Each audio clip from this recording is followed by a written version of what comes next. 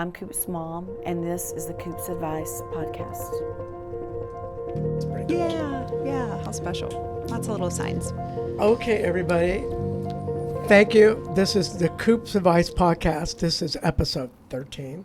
Wow. Yeah, 13. That was the other number on the sticker. That was the Oh, number that's that right. was So under the 28. That's See, isn't that crazy? They're episode 13. That's Things have been happening the last few days, For sure. and we've been feeling lots of different things, but we're on episode 13. Today, super special guest, Coop's mom again, is here with us. And we have Dr. Liz Zona Hello. and her wonderful niece, Lauren. Hi. They came all the way from Pittsburgh. All I know is Pittsburgh must be north of PCH.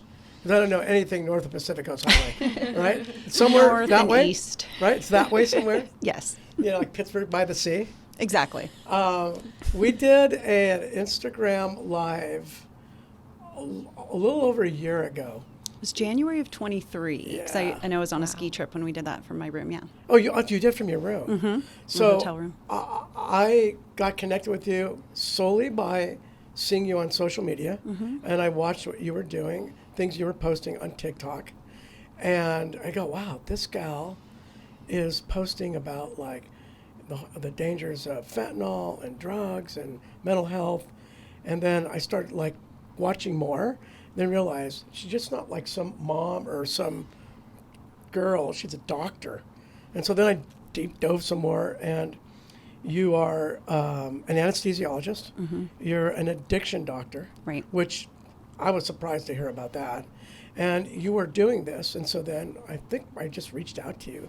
Right. I think in the comments you had said something like, oh, like we should chat. I'd like to talk to you a little bit more. And then you sent like a DM, and it was like, I realize your personal information's not out there. Like if you're comfortable with shooting me a DM back, that'd be great. Well, plus, you don't know who people Right. are. And there are some weirdos on the internet. Yeah. Yeah, they're everywhere. Right. Yeah, But right. then we started to chat, and I think we actually had like a phone call to start to just kind of like, oh, this is who I am. This is Right, what's going figure on. it out. Right. And I could tell right away. I mean, just genuine, that you'd been through a hard time. Yeah, and so I thought thought what you were doing was incredibly powerful. I thought our listeners would like to hear that. You were the second podcast we ever did. Actually, Oh, okay. not like this. We did an Instagram Live. Yeah. And then we turned it into a podcast and edited it, and we published it. Right. That was our second YouTube post. Oh, wow. And it got a lot of hits. People were like interested and thought it was very powerful.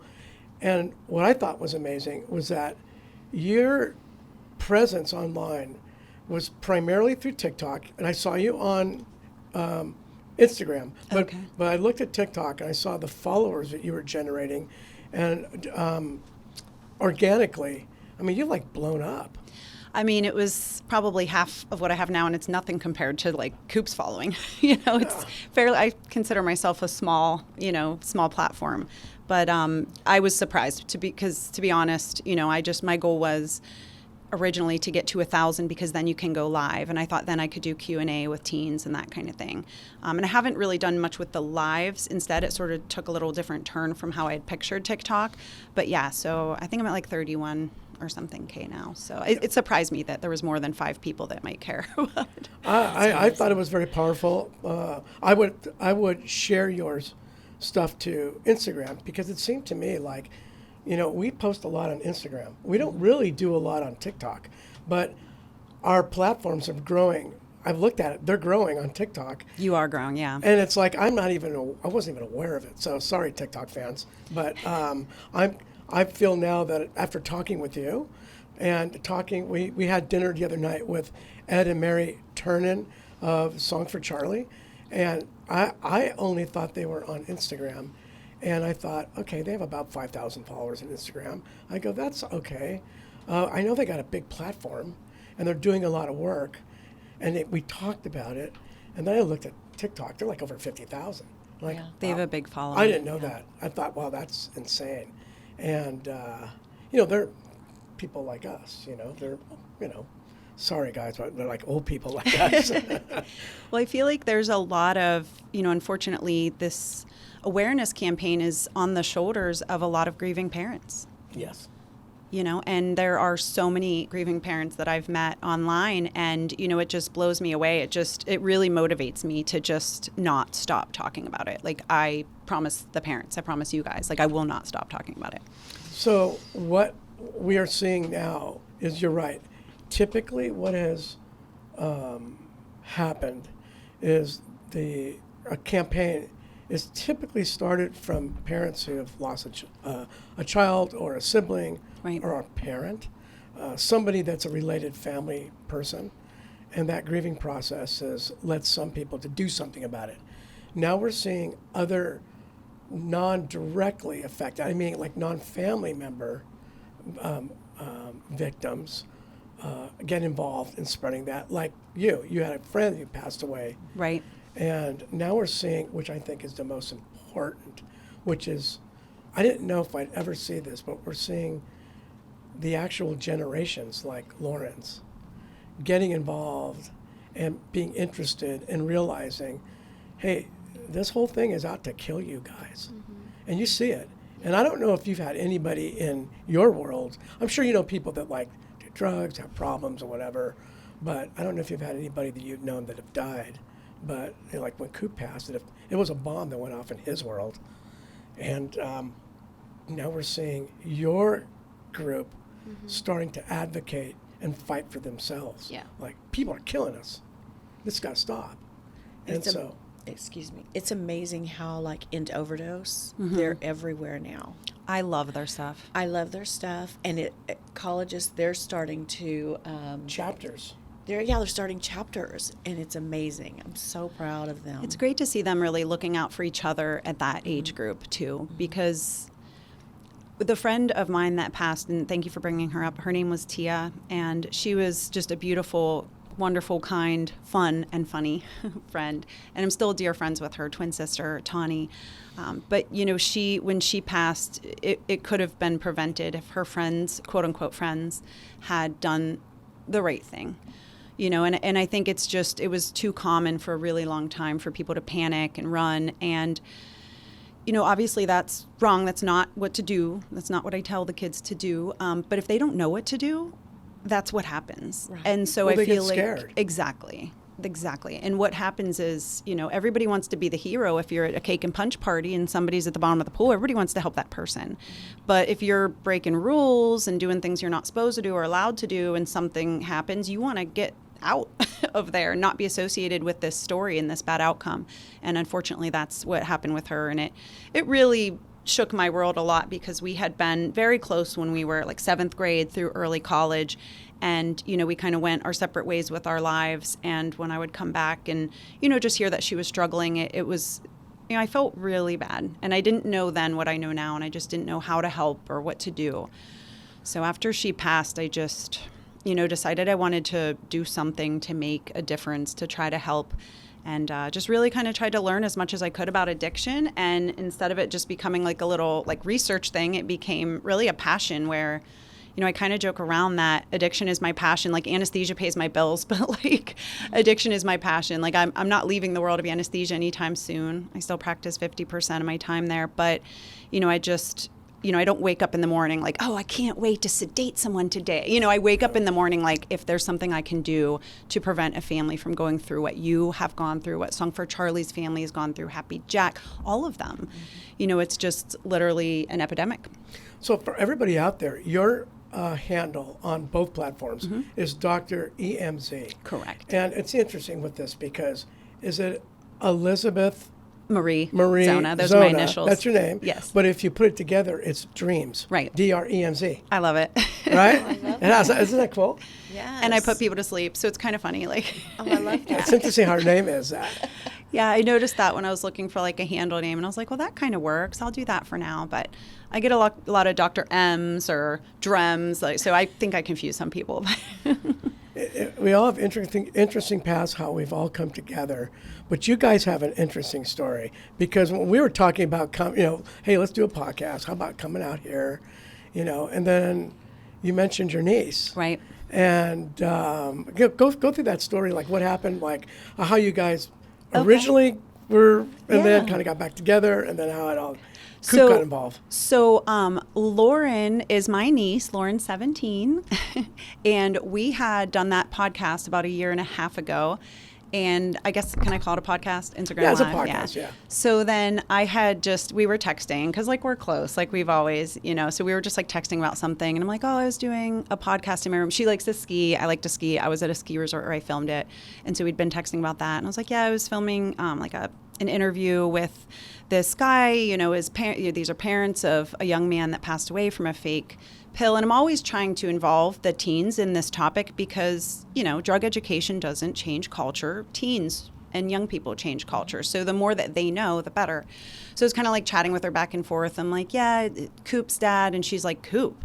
And I'm like, yeah, I don't know if you've ever heard of him, but like Cooper Noriega. And she's like, have I heard of him? Yeah, I used to follow him on social media. And when she texted me that, I was so shocked. I was like, there's no way you're doing this. But Yeah. I'm so happy for you. She's like, how'd you meet Coop's dad? I'm like, well, he kind of was just looking, like at that point, I think Coop had just been gone, 6 months or something. And you were kind of really trying to educate yourself on like what this whole thing is about fake pills and how that all happened. And so there I am preaching every day. How did you come across to follow Coop?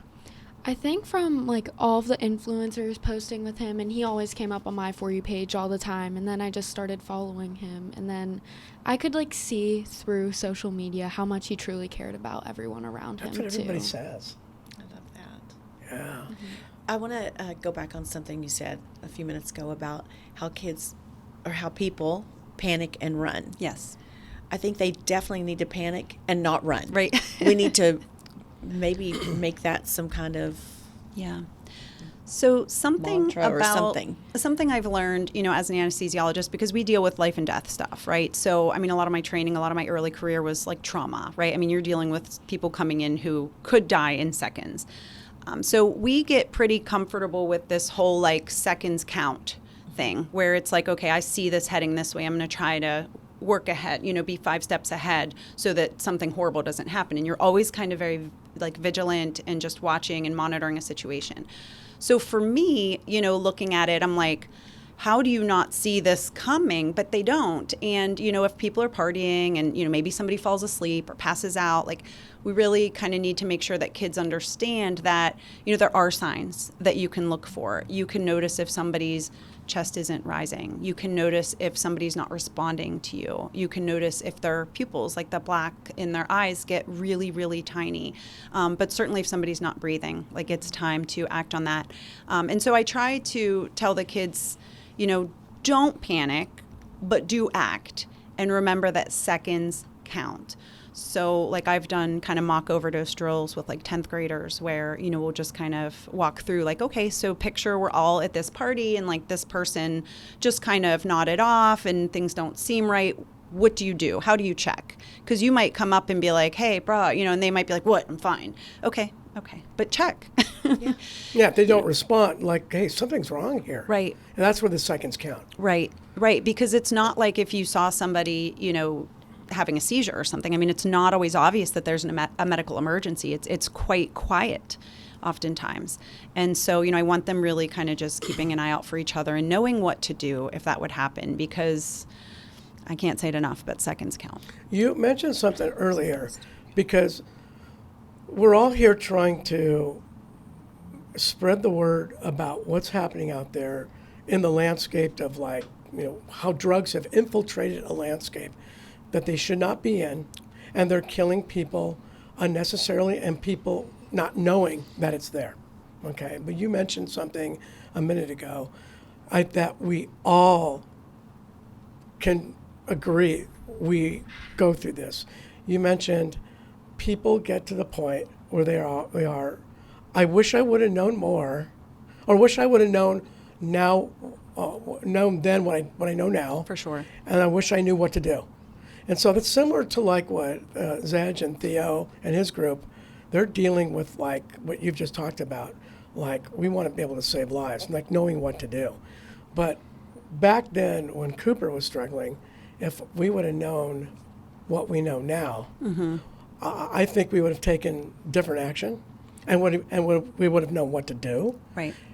And everybody from us to you, to your world, Zedge's world. That's the whole premise. And that's what we're kind of very simply trying to help people understand. Like I had a call this last week with a friend who's high school kids struggling with, abusing serious drugs and getting them off one of those apps, Telegram. Very common. The messaging that goes away you can't trace. But this kid's doing everything that's, it's not pharmaceutical. It's all illegal. And we had the conversation that I'm being to the point. This is serious. This is not a matter of if, it's a matter of when. He's going to die. I'm telling you this right now. He's going to die. It's going to happen. And it's impossible for it not to happen with what he's doing.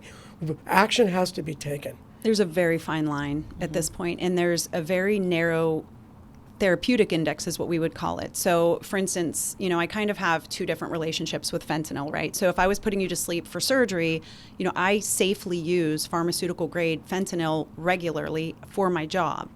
You have to respect the power of the substance though, and realize that if I'm giving it to you for surgery, I might give you, you could have like your gallbladder out and you might get 250 or 300 micrograms. Which is micro. Right. So then when people are getting this illicitly, multiple differences, for one, it's obviously it's not a sterile situation. This is, very contaminated, very, there are a lot of offshoot chemicals that show up in these products at the end of manufacturing. But also the number, just the sheer quantity of fentanyl in these products is unbelievable. So your average pill, like these fake counterfeit pills, which I'm sure we'll talk more about, that the DEA has confiscated, the average one has upwards of like 3 milligrams of fentanyl. Now, when I told you about micrograms, there are 1,000 micrograms in a milligram. So these amounts are insane. And so you may, if you actually swallow a pill, you would get about 30% of that absorbed. So even if you figure 3 milligrams, like you're still taking in 900 micrograms. So that's still way more than I would give you for anesthesia. And what else am I doing for your anesthetic? I'm breathing for you. Right. I have you on a ventilator. I have, all of the things I need to breathe for you. Because when it comes down to it, if somebody ingests fentanyl and they die as a consequence of that, what happens is it stops them from breathing. And that's the number one thing that starts the cascade that kills somebody. And so, if nothing else, I'm like, carry Narcan, never use alone, test before you ingest, all those harm reduction things. But also I think we really need to emphasize the importance of resuscitation, BLS, we would call basic life support, CPR, because that could save somebody's life if you don't have Narcan or even just, if it's not working right away. Yeah. So I know that Cooper had Narcan on him. On his own person. Yeah. Oh, but you can't get to alone. it. Yeah, of course. You can't get to it. It's too quick. Right. By the time you would even, yeah. I look at the example like when you decide to shut down your computer and you hit the shutdown thing and then you see the programs close and then it starts to go the screen's going dark and then it goes off. It's like you can't turn it back on quick enough. You can't shut it off. Right. It's going to shut down. Then you have to try to shut it back on, turn it back on. That's kind of the example I see with fentanyl is that it's just so quick and it's so powerful. We just want to make it aware of everyone we can how powerful it is and how prevalent it is. Right. It's everywhere. So 10 grains of sand is 2 milligrams of fentanyl, which is enough to potentially kill the average adult. And the reason they say potentially is because, there are issues with tolerance, et cetera. So if you have somebody who's purposely using fentanyl as their drug of choice, that's not going to kill them most likely. They have a tolerance to it. I have patients that would tell me, I'm on 3 or 4 blues a day. So those fake oxys that I'm referring to, is sort of a modern stamp bag. So people who use some of them know that. Where we're really seeing the problem is in products like what happened with Coop or what happened with Charlie is, there's these fake pills that are made to look exactly like a prescription. And the deceptive packaging, I think, is so vile. I think that's the worst. It'd be like saying, here's a Kool-Aid, and there's cyanide in there. arsenic or something, right? It's in the water. Right. It's like, but this, it would be fake. And it's, Right. you have three real classes of young people that are really at risk. So you have people who are experimenting, right? Who just don't know. Maybe they think they're taking a Xanax, or they think they're taking a Percocet. They think maybe they'll get high or enjoy that. Or then you have the next people, which is, somebody who's suffering with mental health, dual diagnosis, we would call that. So it's like a substance use and some mental health issues. And they're really honestly trying to self-medicate. And they might think, hey, I'm anxious. I'm going to this such and such. I need to take a Xanax. Or, hey, I have attention deficit and I'm running out of my prescription. I have this test. I'm going to order an Adderall off Snapchat or something. And they look so real and they're marketed as real. And so then this person takes it and then they pass away. And then of course you have another class of, a third option here is somebody who's using and knows what they're using. But because it's so unpredictable, like one pill could have 1 milligram and one pill could have 15 milligrams. Because when they're making these products, they're not professionals. Like technically, I guess they are because they're making money doing it, right? But this is not like a pharmacist. This is not a chemist. This is somebody who's mixing things. Sometimes it's a bullet blender in their basement. But oftentimes it's these big garbage cans in like Mexican jungles. Like they just have these set up clandestine labs. Yeah. And by the time it gets to the user, it may look like an official pill, but there are hot spots and cold spots. And there are stories of kids who split a pill and one person got nothing and the other person died. Wow. They call it the chocolate chip cookie effect. What do you mean by the chocolate chip cookie? So if you picture like a cookie, that has like chocolate chunks in it, so there could be like one area that has like all the fentanyl, and one that does. So it's not like evenly distributed like a chocolate cookie, Right. like the chocolate chips. I mean, this isn't professional Nope. on this end. Nope. Yeah, it's just like what we see on the Netflix series Narcos. I haven't seen that one yet. I need to. You should see it. That's my next homework. Lauren, what do you think about all this? Because you've been listening to your aunt for quite some time, and you're in school, you got friends, and you're living in this world. How's it affected you, and what do you think about your aunt? I just think it's horrible, and I think my aunt, I really look up to her, and I'm inspired by everything that she does for everyone, especially like through social media. She definitely looks out for everyone. Thanks, But Cindy. for my world, I feel like it definitely has affected us, and it affects me because I think more about what I do, and I'm more aware than everyone else. I feel like, especially having my aunt be the person she is, I definitely am more aware. And I think everything that you guys do, everything that she does, it's helping a lot because it's making more people aware about this subject. But Do you see kids or your peers that kind of don't really pay attention to this and whatever, I'm gonna party? yeah, I do. I think that everyone else, especially with my school, the Pittsburgh area, a lot of people are careless, and I think more people need to take this stuff more seriously because you don't think it will happen to you until it does. And do you think what'll happen is that it'll happen enough, too many times, and then somebody's going to kind of figure it out? Yeah, And I do. what does the school system do? Do they talk to you about this? Where you are? I mean, not specifically fentanyl, but we do have drug talks, and everyone's aware about drugs, but not the actual thing that goes on. I mean, our school does a lot of things for this, but not truly what happens. Do you think it would be helpful if they did? If they just had a real conversation about what's really going on? Like how I was talking earlier, if you do this, you're going to die. Yeah. And give examples of what that means in your life. Yeah. And I do think a lot of people like to hide the real thing, what happens, because they don't want to scare people away and give them the truth. But I think people do need to be scared of it and know what truly goes on. I think she hit on something that's really important. There's this fear factor. I see it with parents. They're afraid that it's real. They kind of know it's happening, and they don't want to admit it. We saw that through a lot of in our life, before Cooper passed and after he passed. We still see it today, and it's okay to be afraid. You should be afraid, because if you knew the truth, this is gravely dangerous. Only the worst things are going to happen if you don't do something or try to do something. And I get blamed sometimes occasionally for fear mongering. People would be like, oh, fear never worked. Just say no never worked. I'm like, listen, I'm not saying just say N-O. I'm saying just say K-N-O-W. Yeah.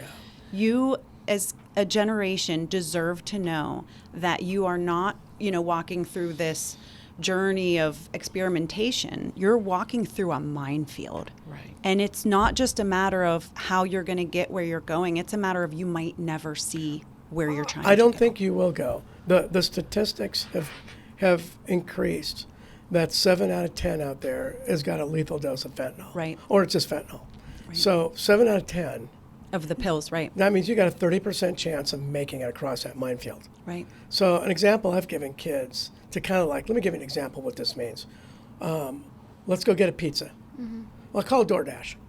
And then how about this? I'll pay you $20 and buy the pizza. Just go, like the pizza from our house is a mile away. Go get the pizza. And you're going to give me $20. Most kids would be, I'm all over that. However, you got a 70% chance that you're going to die in a fatal car crash, going and coming. I do not want that pizza. No. But that's what it's about. You're going to die.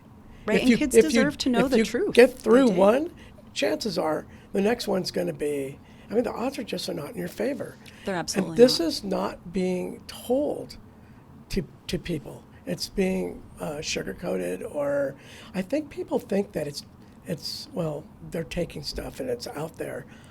I truly believe that world of narcotics, drug dealing, is preying on people. Absolutely. They're throwing it at you because it's so highly addictive that they want you to be an addict so that you're going to keep paying for this stuff. Yeah. Right, and if they lose some people, it's like the cost of doing business to Yeah, them. 7 out of 10 is the cost of doing business. Right. That is evil.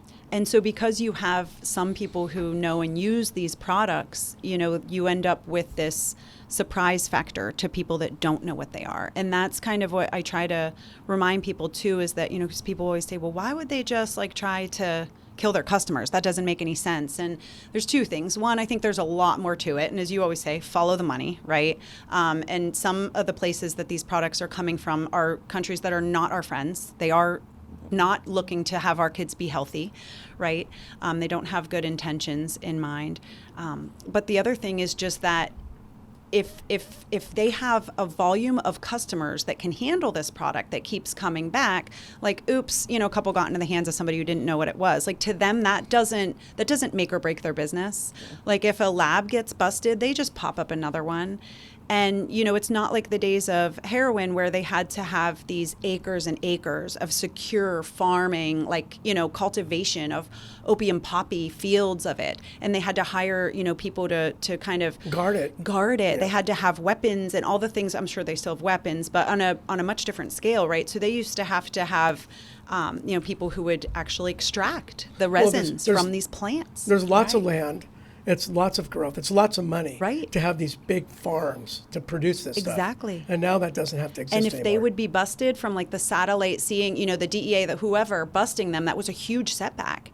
Now they just, it's kind of like how we're talking about we could just order a DoorDash or something. Now even the big producers of this stuff, it's a much smaller volume, right? Because you have it being so much more potent than things like heroin, 50 times.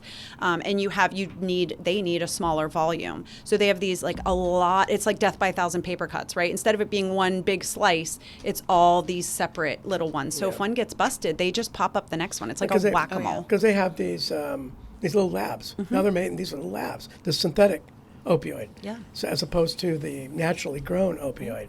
So the model changed. It became much more cost effective, a lot cheaper to manufacture. A tenth of it, about a tenth of the cost. Yeah, but they can produce so much more. So we're seeing, I don't know what the exact numbers are, but I know that each year I hear there's a bust or a couple of busts of enough fentanyl to kill the entire population of the United States. Correct. Over Well and over. over and Well over over. again. It was just released this week that 2023 saw the seizure of 115 million of these counterfeit pills containing fentanyl. Last year, it was in the, I think, 78 million range. The year before that was like 50.6. So every year, the number's just going up. And 78% of all fentanyl that was seized by law enforcement throughout our country, 78% of it was in pill form. That's terrifying. That's terrifying. Because kids trust pills. Mm-hmm. They associate a pill with a doctor, with a pharmacist. Like an with a pharmacy. antibiotic. Yeah. Yeah, or an Advil. Right. And like, the case that was just in the news last week of that young lady from, I think it was Georgia. She, thought she was taking a pain pill from a guy at school that, maybe she knew, okay, this is a prescription pain pill. It's not mine. I shouldn't be taking it. But by all reports, she wasn't feeling well. I don't know what was bothering her, what ailment she was trying to treat. Took a pill, laid her head down in the beginning of class, and at the end of class, the bell rang and nobody could wake her up. She died. I think a lot of the stigma from those that don't know as much, they think that anybody that's taking this or dying from it, they're addicts. They're abusers of drugs. When there's so many people that are not truly abusing it, but they're dying from it because they're taking something, maybe like to experiment. Right. Or I'm not an addict, but maybe I'm going to a concert and I want to get a buzz, or I'm at a Right. party, and then you're dying. And that's the part that we need to get that word out to the rest of the world. Right. That it's everywhere. Yeah, and I think there's definitely this sort of a little bit of a controversy, right? Because you have people who have lost a child who used drugs and who knew what they were using, and then they passed away. And then you have families who, maybe they took a pill for the first time or they had no idea what it was, and then they passed away. And, you have this thought of like, well, one's not more sad than the other. And I agree with that. All deaths are sad. All loss of life is sad. There's a certain sadness flavor that comes with the fact of people who have lost control of their use and who have lost their hopes and dreams to the misery of addiction. That is very sad. And that's one thing that I set out to try to help people recover from. And there's a different flavor of sad that is somebody who just made one stupid mistake, one moment in time that really just ended their whole story. So they're all sad no matter what. But I think, you hear a lot of that, like people will come out and say, well, the one pill can kill campaign, it hurts people because, it's not just pills, or it's not just experiment. And I tried to really grasp the whole concept of every death is sad. Every time that, somebody falls victim to fentanyl, because it shouldn't be there, right? It should be in the operating room with me. It should be on a cancer patient's patch maybe, or a chronic pain situation with a pain management. But it shouldn't be something that you could have 115 million of these pills just out for our kids to try. So it's all sad, but there are so many different levels of, it's almost like people kind of then, I don't want to say infighting, but like, well, my kid this, well, my kid that. And it's like, it's almost turning us all against each other. And when you look at it, it's also kids selling pills to kids. Right. And, It is. I hate that we have these negative consequences. And I wish that I could make it go away. I mean, this year they have just announced that for the 2023 data that supposedly, potentially it's down. The deaths are down 3%. It's a tiny percent, but I'll take any movement Right. in the right direction. I read about that this morning when I woke up. I wanted to see what that was all about. We'll watch And my TikTok post from yesterday. I did see it. But it's the CDC that said just statistically of what we have now. Yep. No final numbers.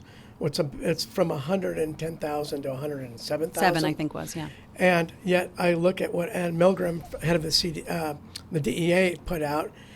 There's no slowdown in the amount of illegal fentanyl coming in and that we're confiscating. That's increasing. Right. The amount coming in and the distribution is on an uptick. So that might be lower, but it might be an aberration. It might be underreported. It might not be carefully reported. True. Like Coop's case, it was there. They were closing it out. The coroner and the one investigator, accidental overdose. It was done until one detective looked into it a little bit more, decided just to take another look, and now we end up as it's basically a homicide. Drug-induced there's homicide. there's these guys that are, in federal custody now, looking at 20 to life. So how many of these? They're not overdoses. They're deaths. They're murders. They're homicides. It's a classification that I think is skewing some of the numbers as well. Because if the DEA is saying that there's no slowdown, there's still an increase in drugs coming in, that can only manifest itself into death. Right. And one important thing that happened last year is that we had the over-the-counter classification then for naloxone products. So in March of 2023, that went live where then you could walk into Walgreens and thank God for places like End Overdose that has really educated people and have really kind of pushed that, those sort of corporate agreements with hey, we want you to have this product. We want you to have it where somebody doesn't have to go looking. We want it to be easily accessible and a reasonable price, so they have those sorts of things. And I think there is a lot more naloxone out there. So I'm hoping that that's helped, but I'll never miss the opportunity to educate people that anytime you address an overdose with naloxone or with whatever measures, you also still need to please make sure that person gets a medical evaluation. Oh, yeah, absolutely. Naloxone can wear off before the opioid wears off. Right. And what can happen then is, there are stories of somebody being Narcaned by their friends, and then they're like, oh, whew, save that one, and then they go do whatever, and they come back, and they've passed because that happened. Wow. Zedge, what do you guys teach, after you've administered Narcan? Well, the first thing you do is what? 911. 911 for sure. Yeah. Yeah. And when I do a mock overdose with teens, I'll basically show them, okay, your phone's on speaker. If it's just you and this person, your phone's on speaker, you're setting it down, have your flashlight ready. You can look at their pupils, you can do whatever, but you're tending to that person while you're talking to 911. Yeah. And if there's another person, send them to ask for more hands, more help. I experience a lot what Lauren has said a minute ago. I've reached out to schools, local schools, one that I was a teacher for 4 years here. And they don't want to really have you talk about this to that degree. And I'm shocked. It's because not easy to get in. They've had a lot of deaths, from fentanyl, from suicide, from a lot of different things. And they don't want to talk about it. Right. People think if you talk to kids about drugs that you're going to encourage them to use drugs. And I would say that it's exactly the opposite. And, I was just showing Treva last night that graph that shows kids are actually using drugs a lot less than they used to. It's just that the stakes are so high. So do you see that? No? No, not really, honestly. But if you looked at the graphs of the Monitoring the Future and the National Survey on Drug Use and Health, and you look at the percent of people aged 14 to 18 who use something other than cannabis, so they excluded cannabis from this particular graph, and Song for Charlie has it on their website, but it shows that it's gone down, way down, the percent of kids using drugs, but the opposite graph shows the deaths used to be way, way down. And for decades of collecting data, kids weren't typically, they were kind of insulated from those deaths. And now it has just skyrocketed up. Lauren's comment made me remember one of the things I read this morning about the death being down by 3%. And they said there's some areas where it's down, right? But there's a lot of areas where it's significantly higher, which means the overall might be down 3%, but kids may still be doing the same where you are, but it might be different somewhere else. But the point is we got to get this mindset to change. I also think that people hide using too. People aren't just going to openly say they do drugs. So I also think that's why I don't really see it that much. Yeah. That's a good point, yeah. A conversation I had with Theo was we talked once about, the why. And Theo's focus is more, that's a platform for somebody else, and an end overdose, and I don't want to really speak for them, but he's concerned about dealing with those that have OD'd, and we want to save them on the spot. Narcan training, be aware, etc. But I always try to unpack it. There's a why someone is doing this. Typically. Right. There's the experimenter. It could be peer pressure, whatever. But those that are self-medicating, why are you choosing to do that? Let's unpack that. And really, I think our society really needs to look at this and begin that conversation and that education on why are we choosing to make these choices to self-medicate. I think it's a hard time to be a teen. I'll be honest. I'm glad that I wasn't a teen in today's world because being a teen is hard. You know, you're learning so much, you're growing so much, and there's so much pressure on kids to have, you know, I run a scholarship program at the high school where I went to, and I read these essays and even like, I mean, all the things that Lauren's doing, like I look at these kids and I'm like, wow, their resumes look like a resume of a 50-year-old, like all the things they've accomplished so young. And so I feel like there are real pressures and there's real stress, and not to defend, you know, getting anything that's off script, but again, they trust a pill, and it almost feels so targeted, right? Because why would you make it look like something that you know that people are going to trust? And so I hate that part of it. But the other thing I think is that we do have a mental health crisis right now as far as our youth. I don't think COVID helped. I think the isolation was hard. The lack of socialization was hard. It made it worse. Mm-hmm. Yeah. And just keeping in mind too that with that age group, it's natural to, and when I say this, sometimes people are like, well, don't defend that. They'll think that they're supposed to. No, but it is natural if you look at human evolution, right? Hundreds of years ago, when you were 14, 15, 16, you had to leave the, you know, whatever it was, tent or cave or whatever. Yeah. Cave, yeah. You had to leave and help hunt and gather. You had to help build things and kill animals, you know, so it's natural human behavior at that age to feel more brave, more courageous, to be physically stronger and physically smarter in a lot of ways as far as survival goes, but also not really being able to kind of think through the long-term plan. It was more a matter of survival. And unfortunately, the drugs of abuse, they work right on that same part of the brain. And so that part of the brain is really active right now for kids. You know, the prefrontal cortex up here where you're kind of like, you know, really figuring out what's a smart decision, what's your long-term goals. That area is still being formed, and it's not formed until age 25. Yeah. So I think it's just kind of a perfect storm. What do you think we can do on the adult stage, parents, adults, to help overcome these obstacles of them wanting to talk about this and learn more about it? So I think you must run into these objections. For sure. I mean, I've had times where, like, we did a full school assembly one time, and there was one person that wasn't allowed to attend. One person out of a school of, like, you know, probably 350 per class. So, and there's 4 classes. So, you know, I'm just thinking, I feel bad that, like, there's one, I'm glad there's only one family, but, you know, it made me feel bad that there's one family that was like, you are not allowed to go hear about how one pill can kill. Like, this was me, this was the local police. I mean, they didn't want their kids to hear it. And they were allowed to opt out. You know, people were allowed to opt out. It's, maybe something's triggering. Maybe they lost somebody in their family to overdose or poisoning, and maybe it's sensitive. So I try to be sensitive to those things. But I just feel like there's always that thought, that fear that if you're talking about it, you're going to give them the idea. You're going to plant that idea. And I just don't believe that. No. I don't think that a kid's going to hear me talking about how fentanyl, you know, that's not used in the operating room could kill them, and they're going to be like, I want to try that. I just don't think that's there. Yeah.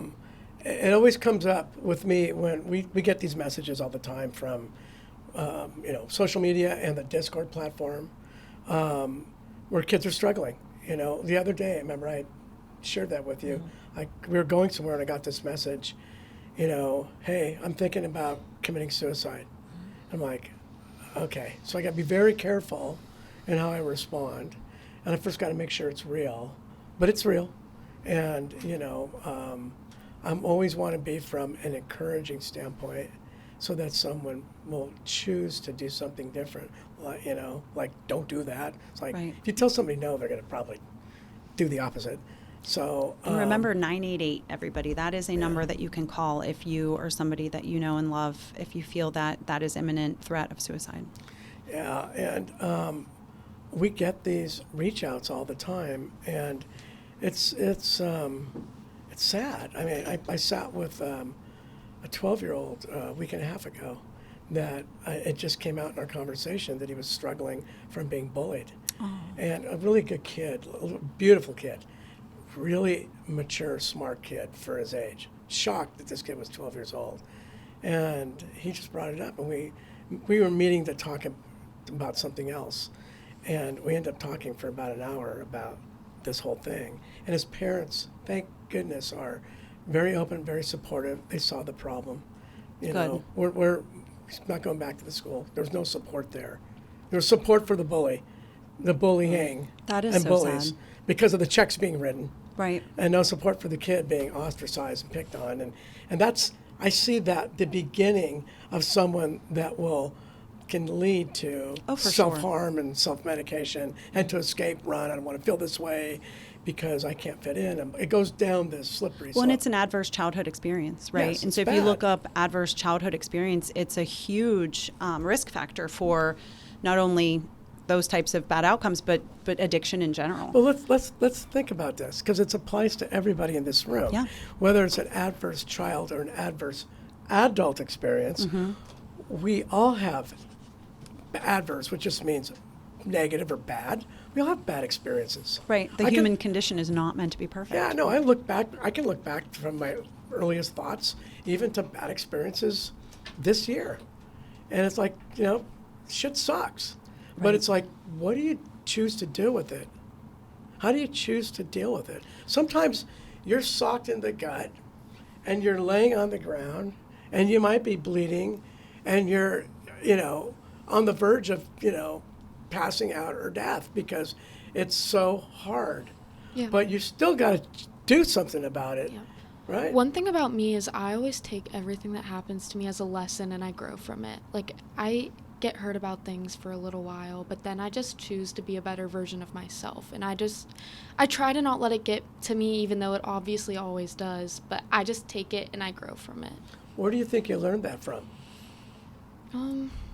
Honestly, I've always been really independent, and I just think it's something like I got sick of letting things just bother me and make me feel like really sad, and then I just decided that like I'll just take everything as a lesson instead, so it never happens again. You're done with it. Yeah. Yeah. I like That's that. amazing. I Fall think- forward, 17. you know? Yeah, Yeah. I- She's super grown up for that. I know. She's so See, and I smart. think as parents, we have to be, like, with what I know now that I didn't know then, have to be a lot more compassionate and like, okay, stop everything, take off my box and my blinder, like of what I went through and what I did, and like Coop was different, Parker's different, Treva's different, like be empathetic and be compassionate. Like, I'm not going through what they're going through. So what worked for me doesn't necessarily work for somebody else, but talking about it does. And Right. being able to open up about it and talk. And we're, as a society, very closed off about that, or fearful of judgment, shame, stigma. We were talking about this in our mastermind group with the Hoboholics this last week. How can we change the stigma?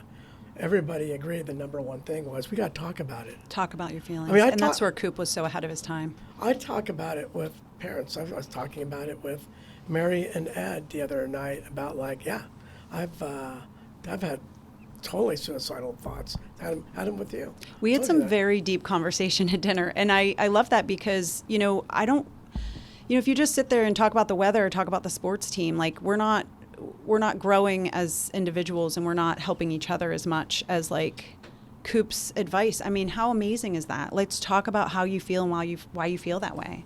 Like back to your previous question about how can we as parents help, I think it's so important to name our emotions and name how we're feeling and talk about it. I was saying earlier even like to Lauren that, no matter how many times I get up on a stage and talk to people or do something like this, I always feel a little bit like anxious right before. And I always remind myself like there's a fine line between being anxious and being excited. And I kind of think about, like mindfulness and like what my body's telling me. And so like remember if you feel that like little tightness in your chest or like you're breathing faster, your heart's beating fast, or your belly's rumbling, or sweaty palms, like that's something you can talk about with somebody and express that physical change and like, well, this is how I'm feeling and this is why and this is what I'm going to do with it.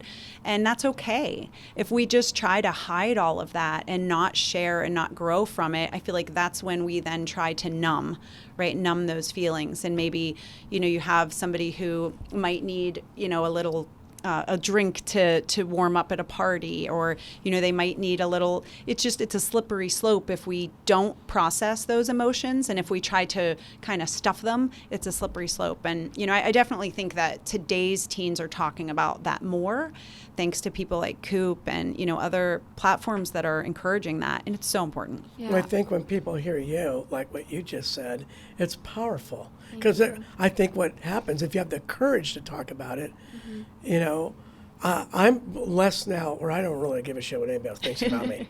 Because, I know you can talk about politics, and that Right. can do a lot of damage to a lot of friendships and what have you.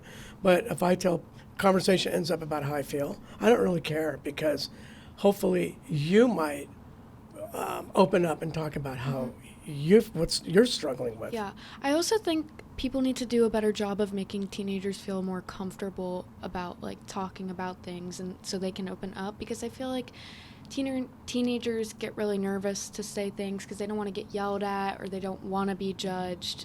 And I just think comfort is a really big thing too. I've Yeah. said that in a couple of podcasts. Like, I think that parents need to listen to their kids. No judge, no shame, no nothing. Just listen. And I don't think a lot of them do that. And to try not to have that knee-jerk reflex of what were you thinking, or why, Right. and just kind of take that moment, take a deep breath, let it come out. Or you're going to grow out of it. Yeah. You're going to grow out of it. But it's real to you.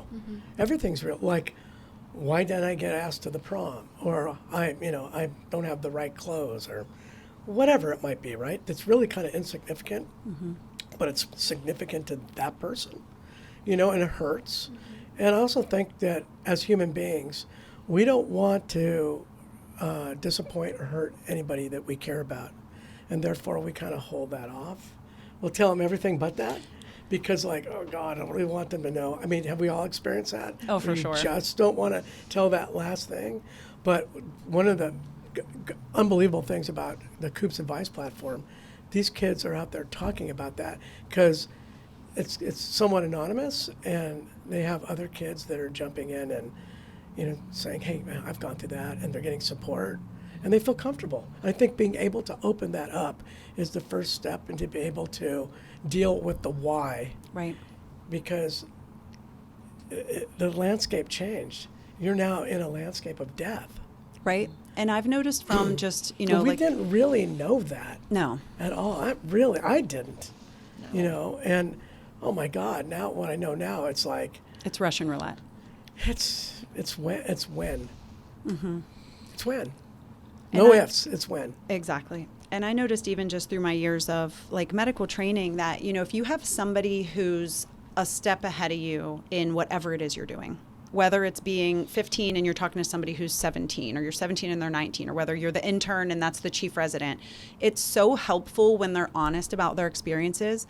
And that's just so genuine. So if I had, for instance, like a chief resident who just shut up and do your job and just turn in your stuff and whatever, then I'm going to shut down, and I'm not going to learn as much, because I'm afraid to say anything, and I'm afraid to be wrong, and I'm afraid to look like an idiot.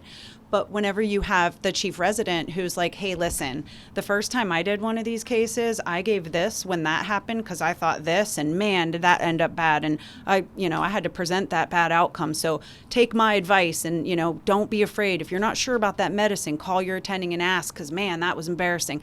How much more did I just learn?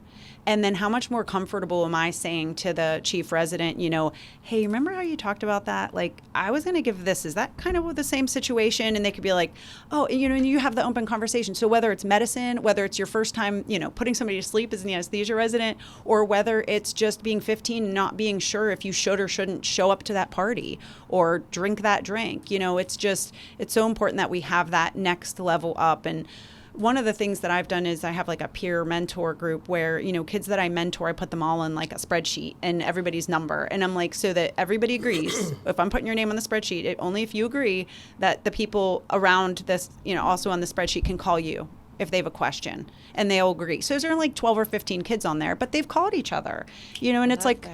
it's so important. And I think Coop's work is amazing, and it's still growing strong. He has so many followers and so much.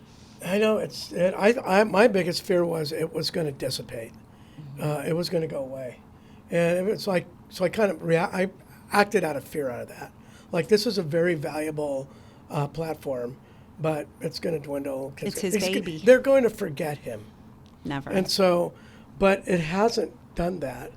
And that particular platform, the Discord, has maintained itself. It's maintained itself under an excellent guide of Riley, who is this wonderful girl out of Canada that moderates it.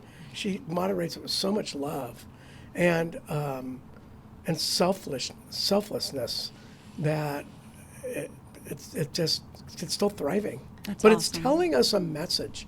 This is the message I see from it. There's so many kids around the world that are struggling, and they go there to express what they're struggling about because they don't feel comfortable expressing it somewhere else, like to their friends or parents or sister, whatever. Or it's that one thing, that one thing they think is really bad, makes me a bad person, or like, oh my God, I can't believe I did that. Whatever it is, you're not going to be judged there. You're going to find people that have your back. And it's so insightful that this kid of ours created this. He planted that seed, and it is just But I mean, grown. it was like 5 days before he passed away. Wow. And it just went like that, just got blown up.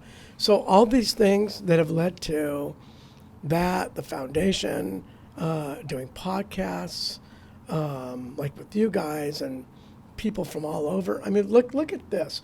We've done now, you did that film project with the Harris project I didn't do anything. Well, but you I were there. was- You were there. They wanted some stuff with Coop, and you were involved in that film out of New York.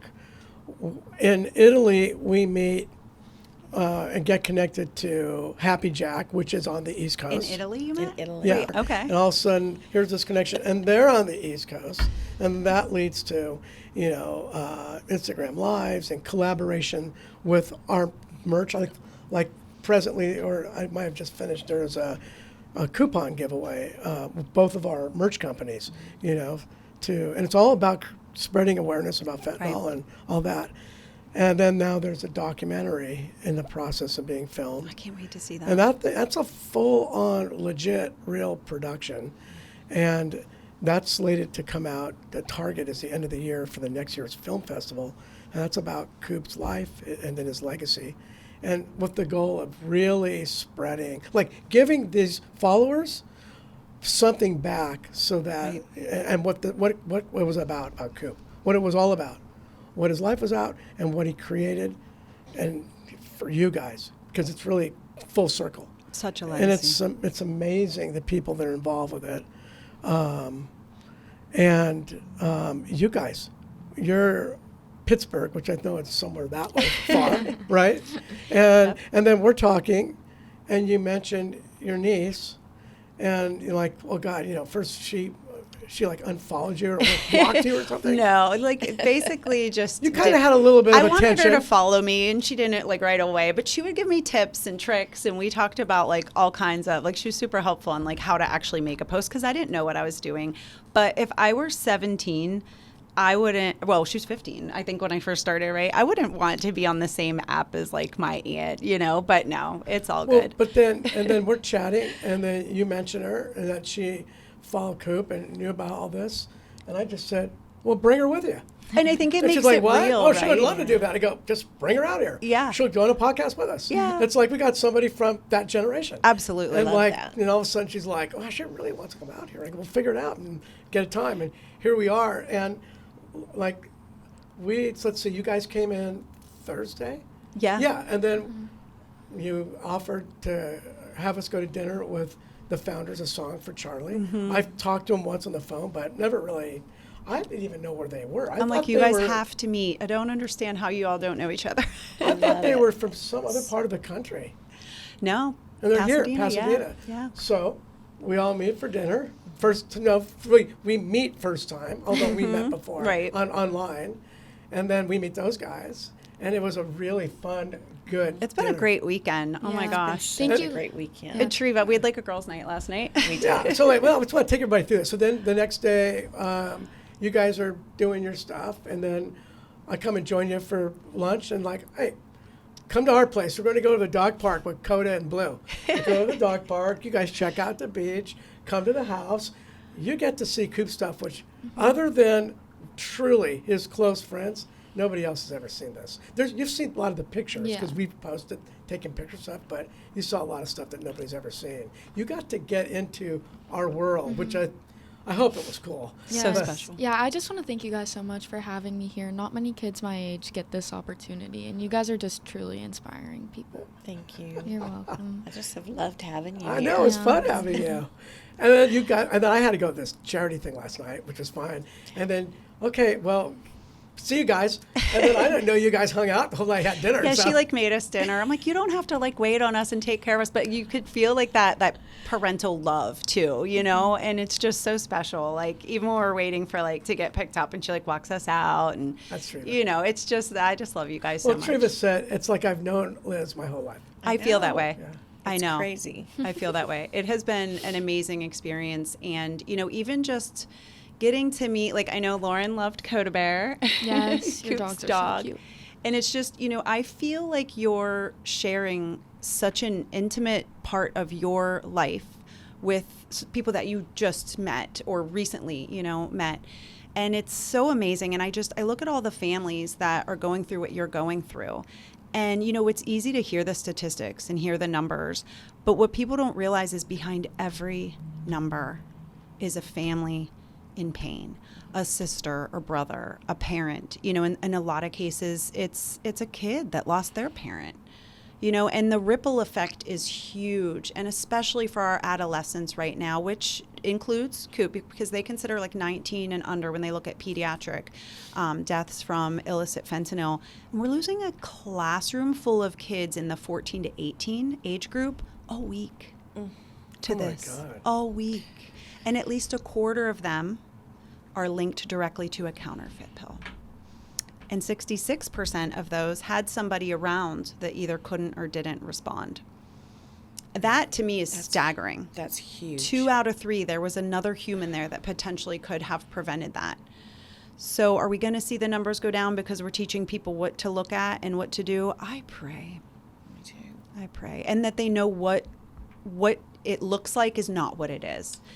I haven't said this on a pod before, but I'm going to say it now because I think it needs to be said more and more. I don't care what anybody's politics are. We just need to shut the border down. Yeah, we need to stop the flow Stop of this. that. Yeah. And then we can deal with immigration and asylum accordingly. But if you had a pipe leaking in Right. your You gotta house, stop the bleed. You're going to stop it. You're going to turn the water off Yeah. and then figure out what was the problem. But you don't let it continue. Right. And continue. And I agree. I stay very apolitical. You know, I'm like neutral girl here. But if I walked in and there was, you know, if there's a trauma patient and their aorta is just hemorrhaging, you got to clamp that. You're not going to stand there and go, well, the aorta's hemorrhaging. Yeah. But how did that start? Let's Guys, mop up the floor. hang No, on, you don't guys. mop the floor. You stop the Let me hemorrhage. get an opinion. Right. And let me form a committee. You don't have time. No, this is what's happening. And it's like, I don't understand why they just can't shut it down. I don't understand why they're not screaming. Why I know. parents aren't screaming. Why Right. why people aren't talking. And more every once in a more. while, you know, you'll have something that goes like kind of viral, and you'll like all these comments and people that are like, "What? No!" Like fearmonger, like they don't think it's really happening. Yeah. And I'm like, how do people, are they completely head in the sand? So, you know, our biggest job, I do believe, is raising awareness. Because, you know, like Ed Turner, we've talked about Song for Charlie, you know, he said, yes, there are so many things that need to be fixed and need to be done. And that all takes time. But why don't we just warn these kids right now? In the meantime, we can work on those things too simultaneously, but in the meantime, we need boots on the ground talking to kids. Right. Because there's going to be a kid tomorrow night that gets a Xanax or an oxycodone or something that thinks it's a real prescription that's not going to wake up the next day. And if we can talk to them and stop that from happening, then we can save a life. And if I could prevent one family from going through what you guys have gone through, then it's worth any minute that it takes for me to do any of the communication.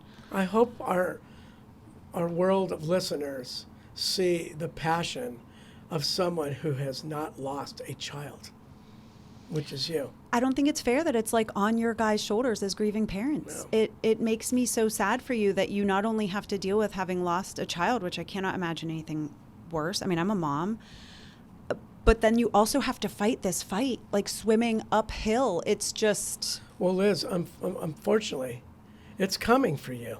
Your kids are young now, but as they get older, if we don't change this, I know. they're coming into this. Right. Lauren's into it. Her sisters, it's this her age friends, group your that other family members, they're there. they're living among the world the way it is right now, and it's scary. And don't trust anyone. Right. I mean, even your friends that say, "Oh, this is a safe pill." They don't know what's in there. Even It's the not dealers safe. don't know exactly what's in there. So the new trends that you're seeing with illicit drugs is you're seeing these, obviously they're synthetics, right? So like we talked about, it's not coming from a plant directly and that sort of thing, but you're also seeing polysubstance use, polysubstance death. So when they actually collect like samples, like for drug checking, it's not just one thing that's in there. There will be like 15, 20 different chemicals in there. Yeah. You'll see things like lidocaine, which is a numbing agent. You'll see caffeine. You'll see Cutting agents, a lot of things, xylazine, the trank dope, which I could give you a whole hour lecture on that. I'll spare you all. But I mean, there's just so much going on in that one little substance. And it's scary because really it's, from an anesthesia standpoint, like do not try this at home. Anesthesia should not be done at home. Like it's serious business. Have you done any collaboration with End Overdose? I have not, but we follow each other back, and like I've definitely I tag them She's a probably great in something every day. spokesperson, right? Can you see her? Like particularly with the pedigree behind her as an anesthesiologist and addiction doctor. We're making a new training too, so There you go. Yeah, I'd love to. I mean, I'd love to collab with. I watched your podcast with Theo. I mean, he's brilliant and he's just so compassionate and doing great things. But I feel like I tag him enough that he's probably like, "Oh, that girl." Well, you have such really good content. I'm in awe of what you're doing with TikTok. It's inspired me to I really need to focus on that because even if there's this fear of TikTok going away, which I don't think it's going to go away, but if it does, regardless, you have really good content. I thought you hired somebody, but you said you do it yourself. I do. A lot of times it's like when I'm leaving work and heading home and I just like stop in my car and film. And it's always like embarrassing when somebody walks by and they see you talking to yourself in your car. But I do a lot of that, or I'll just kind of like at night when the kids are kind of getting settled, I'll just go into my office and, before I wipe my makeup off for the day, try to just get a quick thing in. But I feel like it's hard to squeeze in when you're, working and your mom and stuff. But it sounds weird, but I think about this stuff constantly. I really do. Yeah. And it scares me as a mom. And I've talked to my kid, people say, when's the right time to talk to kids about drugs? Well, if you take the approach that medicines are drugs, drugs are medicines, right? If it's used in the appropriate way, for the appropriate reason, and the appropriate amount, then it could be appropriate, right? But if it's not, then you have to start thinking about danger, and everything's a risk benefit. Everything, even Tylenol. If I take Tylenol, there's a risk, right? It's rare that my liver could completely shut down from taking Tylenol. It's rare, but rare is only rare if it doesn't happen to you, right? That's true. So, I talk to my kids from the time that they're little about like, hey, mommy's giving you Tylenol because you have this toothache, for instance, and, medicine can be good if we have a reason and if it's done safely, but medicine can also have some dangers. So as we get older, then we kind of talk more about what those dangers are and what they could be. But yeah, I mean, my 8-year-old will tell you, he'll tell you about like one pill can kill. And he's been on a couple of my videos. And so I think it's never too soon, I guess, is the answer to that question. It's never too soon. Never too early to have that conversation. A lot of them don't. Well, we have one last thing. We actually have two things, but we have one last thing that we're going to do to wrap up with you on your trip here. Okay. We're going to go to In-N-Out Burger. Heck yes. Okay.